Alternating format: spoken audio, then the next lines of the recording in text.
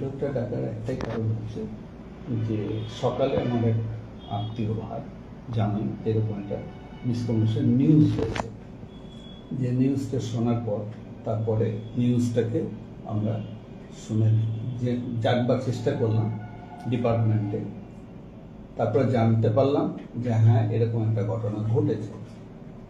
তারপরে আমার ম্যানেজার পার্থবাবু, ওনাকে ফোন করলাম, বললাম তুমি জানো? বলো না। এবং সেই স্টাফটি যেটা করেছে তাকে জিজ্ঞেস করলাম তুই তো আমাকে বলিস নি? বলে না স্যার আমি বলি। তাহলে তুই এত বড় কাজ করতে গেলে, যেখানে আমাদের ডিপার্টমেন্টে কাউকে কোনো ছেলেকে বা মেয়েকে ছাড়াতে গেলে তার যত দোষ থাকে তার 1 মাস অন্তত তাকে একটা টাইম নেই, প্লাস যদি ক্রিটিক্যাল কিছু করে বা ছেড়ে দেয় সে আলাদা কথা, তার উইদাউট এনি তুই একে ডিসচার্জ করে দিলি, ও মাথা নিচু করে থাকলো। আমি যাই হোক সহ্য না করতে পেরে আমি ম্যানেজারকে বললাম ওকে ইমিডিয়েট সাসপেন্ড করো, যাতে কাজের মতন। এবং ওর যে মেল আইডি যেটা ছিল ওর কাছে, এইচআরডি মানে এইচআর ডিপার্টমেন্টের মেলে, অ্যাকচুয়ালি এইচআরটা চলে যাওয়ার পর ও জুনিয়র ও কাজ দেখভাল করছিল, অরিজিনালি এখনো এই কলেজে মাস্টার ডিগ্রি করছে। দিয়ে তারপরে যা হয় এই জিনিসটাকে একটা বিরাট propaganda. In the mean time সকালে 10টার দিকে ডিএম স্যার ফোন করলেন, কী হলো? আমি শুনেছি, আমি যাচ্ছি স্যার গিয়ে দেখে। তারপরে ওনাকে এই যে সাসপেন্ড লেটারটাও পাঠালাম, আমি বললাম স্যার এই ঘটনা ঘটেছে। তারপর থেকে বাইরের কিছু মিডিয়া ফোন এসছে, কিছু পাবলিকের অবাঞ্ছিত ফোন এসছে, আবার কিছু লোকের এমনি যারা এসছে, সে যে রিলিজিয়ান নিয়ে ঘটনা আছে সেটা। কিন্তু সবচেয়ে আশ্চর্যের ব্যাপার হচ্ছে যে আমাদের হসপিটাল কেন মোস্ট অফ দ্য এমপ্লয়িজ প্রায় 40% মুসলিম, নাম ধরেই বলছি। তো যে নার্সিং ডিপার্টমেন্ট ও 2.5 বছর ধরে কাজ করছে, যদি ওর হিজাব নিয়ে প্রবলেম হতো তাহলে তো আমরা রিক্রুটই করতাম না। যদি হিজাব নিয়ে হতো তাহলে 2.5 বছরের মধ্যে যে কোনো সময় দাঁড়িয়ে দিতে পারতাম, এটা নিয়ে তো কোনো প্রশ্ন না। সেকেন্ড হচ্ছে ওর যে ইনচার্জ সোনালী খাতুন, সে আজকে আমাদের সঙ্গে আমাদের 14-15 বছর আছে। তো এরকম তো প্রচুর মুসলিম, প্যাথোলজি, রেডিওলজি সবই তো।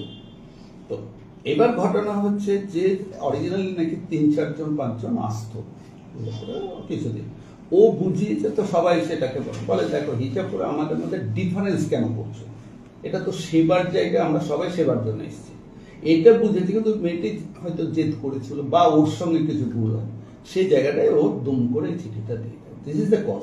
এবং তারপরে এই ঘটনা ঘটার সঙ্গে সঙ্গে ম্যানেজারকে বললাম তুমি মেয়েটার ফোন নাম্বার জোগাড় করো, মেয়েটার সঙ্গে কথা বলো। মেয়েটার সঙ্গে কথা বলছে, হ্যাঁ স্যার কি হলো, এটা তো কি ব্যাপার? বলে তুমি বলো কি হয়েছে? বলে না আমি তো বলেছিলাম এই ব্যাপার। তো বলে এটা তো তুমি আমাকে বলে, উনি বলেছেন যে আমাকে বলেছো না স্যারকে? না স্যার আমি কাউকেই বলিনি, ও বলেছে বলে আমি আর কাউকে বলিনি। তা স্যার সম্বন্ধে তোমার কি ধারণা? ও তখন যা বলবার বলেছে না। বলে তাহলে তুমি স্যারের কাছে আমার কাছে আসতে পারতে। যাই হোক তখন ও বলেছে যে স্যার আমি আজকে করিমপুরে আছি, কাজে আছি একটু, কালকে গিয়ে আমি জয়েন করব। এবং ওকে একটা লাস্টে একটা মেলও করা হয়েছে যে তুমি কালকে এসে জয়েন করো এবং তোমার চাকরি যায়নি, অর্থাৎ তুমি জয়েন যে কালকে এসে করো। এবং সে মেল দিয়েছে, উনি দিয়েছেন অ্যাজ এ ম্যানেজার হিসাবে, আমিও পেয়ে গেছি, আমাকে কপি দিয়েছে। এবং এটা আইসি বহরমপুরকেও দেওয়া হয়েছে যে কপি পাওয়া গেছে। ওখানে কি মানে ওকে টার্মিনেট করার জন্য কি কোনো হিজাব বা এরকম ওয়ার্ড ব্যবহার করা হয়েছিল আদৌ, যেটা প্রচার হচ্ছে যে হিজাবের কারণে দাঁড়িয়ে? না, হিজাব পড়া নিয়ে কথা হয়েছিল, কিন্তু টার্মিনেট করাটা হিজাব পড়ার জন্য এটা কোনো যুক্তি না, কোনো যুক্তি না। এই ঘটনায় তাহলে কি আপনার ভুল স্বীকার করছেন যে ভুল হয়েছিল? ছেলেটা ভুল করো মানে আমি অ্যাজ এ হেড সিনিয়র ওদের তাহলে আমাদের তো ভুল বলতে, এবং ভুল মানে কি, এটা ভুল শুধু নয়, এটা গভীরতম ভুল করেছে, এটা গভীরতম ভুল করেছে। এটা তো ছাড়ানোর ক্ষেত্রে কোনো হিজাব লেখা ছিল না? না না, ওর চিঠিতে লেখা ছিল কেন জানি যায় না, চিঠিতে লেখা ছিল, কিন্তু this is totally unethical, totally unethical. এটা নিয়ে কোনো ব্যাপার। ওনার বিরুদ্ধে কি অ্যাকশন নিচ্ছে? সাসপেন্ড অলরেডি হয়ে গেছে, এটা সাসপেন্ড অলরেডি করে দেওয়া হয়েছে। কতদিনের জন্য বা কিছু? আমার মনে হয় যে এখনই আমরা দেখুন যে কোনো লোককে, এমপ্লয়িকে আমরা সঙ্গে সঙ্গে ডিসচার্জ করতে পারি না। তাকে একটা উত্তর দিতেই হবে। এরকম গহিত কাজ করার জন্য মনে হয় ও কন্টিনিউ করবে না, করানো হবে না। কিন্তু ওইটা এখনই আপনাদের সামনে বলতে পারবো না যে না কত দিনের জন্য কি হবে। সাসপেন্ড আছে উইদিন 3 days, তোমাকে দেখুন কিছু ডেকোরাম মানতেই হবে। এখানে তো ওই একটা দুটো এমপ্লয়িজ না, টোটাল প্রতিষ্ঠানে 550 উপর প্রায় 600 কাছাকাছি ডাইরেক্ট এমপ্লয়ি আছে।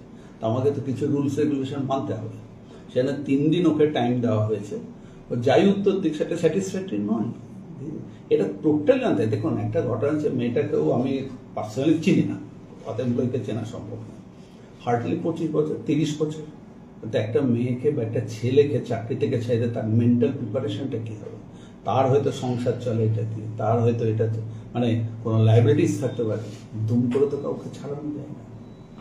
এটা সকজ বলা যেতে পারে কাকে? ম্যানেজারকে।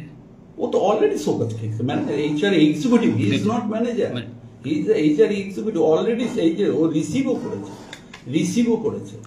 মানে এটা যে শুধু মেল দেওয়া হয়েছে না, ওকে যে রিসিভ করে নেওয়া হয়েছে, দিস ইজ অথেন্টিক করা হয়েছে সঙ্গে সঙ্গে। এটা তো একটা ধর্মীয় সেন্সিটিভ ব্যাপার, এই নিয়ে একটা সোশ্যাল জগতে চরমভাবে নেগেটিভ বার্তা গেছে। সেক্ষেত্রে জেলাবাসীর কাছে যদি আপনারা কর্তৃপক্ষ দেখুন দুটো জিনিস, আমি অন্তত দেখুন মুর্শিদাবাদের গ্রামের ছেলে, একসঙ্গে হিন্দু মুসলমান পড়েছি, মানুষ হয়েছি, এখনো আমরা তাকে এখানে বেশিরভাগ যে জায়গাটাকে এটা নিয়ে যারা হয়তো কেউ এটাকে ধর্মীয় প্রভাব নিয়ে একটা মিসআন্ডারস্ট্যান্ডিং করবে বা অন্যভাবে ইউটিলাইজ করবে, সজ্জন মানুষ এটা করবেন না। যারা বহরমপুর শহরে অন্তত গীতারামকে চিনে, নামটা জানে, তারা এই জিনিসটাকে করবেন না। কারণ আমাদের যে জিনিসটা হচ্ছে যে লোকের সেবা দেওয়া, চিকিৎসা করা, এখানে সেবা করতেছে, এখানে হিন্দু মুসলমান প্রশ্ন নয়। এখানে দুটো জিনিস, আমরা সেবক, পেশেন্ট, সেবা প্রাপ্ত। অর্থাৎ এই দুটোর বেশি এখানে কোনো জাতি নাই। এখানে না হিন্দু, না মুসলিম, না খ্রিস্টান। আমরা সেবা করব ওনাদের সুস্থ করার জন্য। অতএব সেই জায়গাটা এর বাইরে কোনো জাতি নাই, এখানে কোনো জাতি নেই। বরং আমরা এটাই কি হয় যে একসঙ্গে থাকলে এর মধ্যে আপনারা বললেন আপনাদের কারো পরিচয় যায় না, তো আপনার কে হিন্দু কি মুসলমান আমরা জানছি না, তাহলে এটা কি? মহিলার পক্ষ থেকে কোনো ফিডব্যাক এসেছে? Sorry? আপনারা ওনাকে ডেকেছেন বা বিষয়টা নিয়ে মেল করেছিলেন, উনি কি বলেছেন? উনি আগামীতে জয়েন করতেন বা কালকে আসবেন, কালকে জয়েন করতে আসবেন। এবং তাকে ফোনে কথা হয়েছে সকালবেলাতে ফার্স্ট হাফে, তারপরে অফিসিয়াল মেলও দেওয়া হয়েছে, উনি দিয়ে দিয়েছে। আপনারা একটা জাস্ট আপনাদের কাছে রিকোয়েস্ট যে এটা দিবেন, এটা নিয়ে যে একটা ভুল বুঝাবুঝি খেতে যান। যে আমি আমার পার্সোনাল ফোনটা আমি ওনার কাছে শুনলাম যে ফেসবুকে না মিডিয়াতে আমার পার্সোনাল নাম্বারটা দিয়েছে, পার্সোনাল আমার নাম্বারটা একটাই নাম্বার, তো তাতে খুব বাজেভাবে ফোন আসছে, বাজেভাবে রিমার্কস আসছে, হোয়াটসঅ্যাপ আসছে, মেসেজ আসছে, এগুলো খুব অবান্তর। আমি কিছু করার নাই, কিছু করার না মানতে